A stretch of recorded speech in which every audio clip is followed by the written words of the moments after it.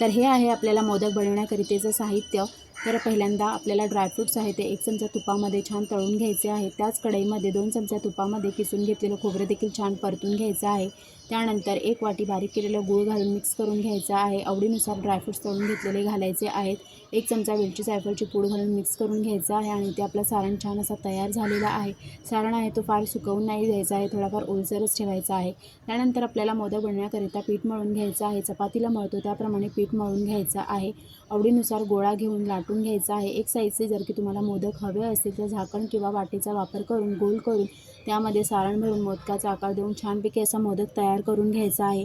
तर तुम्ही ते बघू शकता, मी अशा प्रकारे छान मोदक तयार केलेला आहे आणि सगळे मोदक करून घेतलेले आहेत। एका साईडला तेल गरम करायला ठेवलं होतं, तर इथे मी मोदक असे मस्त गोल्डन ब्राऊन होईपर्यंत तळून घेते आहे। तुम्हाला कसा रंग आवडतो त्यानुसार तुम्ही तळून घ्या।